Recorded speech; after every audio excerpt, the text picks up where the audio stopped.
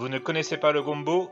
C'est normal. Le gombo est très répandu en Afrique, en Amérique, en Asie, en Inde, bref, un peu partout, sauf en France. Mais le gombo est un légume qui a montré avoir de très bons résultats pour réduire le diabète.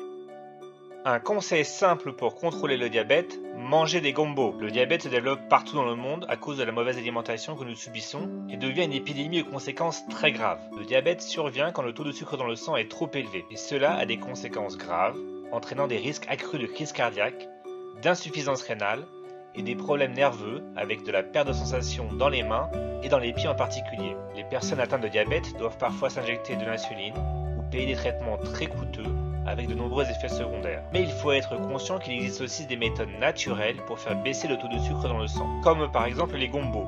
Vous pouvez en acheter dans de nombreux magasins qui vendent des fruits et légumes. C'est un légume vert qui ressemble un peu à un gros piment, même si ça n'est pas épicé du tout. Les gombos sont aussi appelés cabot sur l'île de la Réunion, calou en Guyane et gnanouia au Maghreb. En plus d'avoir un effet positif sur le contrôle de la glycémie, les gombos possèdent de nombreux avantages pour la santé. Ils sont une source de fibres alimentaires, d'importantes vitamines et minéraux, ainsi que de puissants antioxydants. Le gombo permet aussi de prévenir et de soulager la constipation, de diminuer le cholestérol, de réduire le risque de certaines formes de cancer, notamment le cancer colorectal.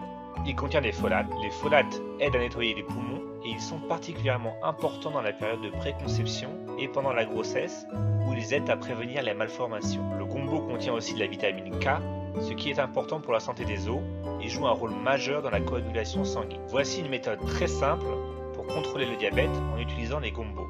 Il faut commencer par laver les gombos et il faut vraiment bien les laver en utilisant une brosse à légumes ou du papier essuie-tout par exemple. Coupez ensuite les deux extrémités. Piquez les gombos avec une fourchette sur les côtés ou divisez-les en deux. Placez les gombos dans un récipient et remplir d'eau à température ambiante. Couvrir, puis laisser reposer les gombos pendant la nuit. Le lendemain, vous pouvez retirer les gombos de l'eau et vous pouvez maintenant boire cette eau qui est un véritable remède contre le diabète. Vous allez voir que cette eau est un petit peu gluante car les gombos sont par nature un peu visqueux. En fait, c'est parce que les gombos sont très riches en fibres solubles. Les fibres solubles sont importantes pour vous maintenir en bonne santé. Elles jouent un rôle primordial pour ralentir la digestion des glucides et aident donc à limiter les pics de glucose dans le sang après les repas. Si votre taux de sucre dans le sang est régulièrement trop élevé, vos reins sont peut-être parfois impactés négativement. Mais cette méthode permet d'aider à prévenir la détérioration des organes par le diabète. Il est aussi recommandé d'ajouter des recettes à base de gombo dans votre alimentation de tous les jours.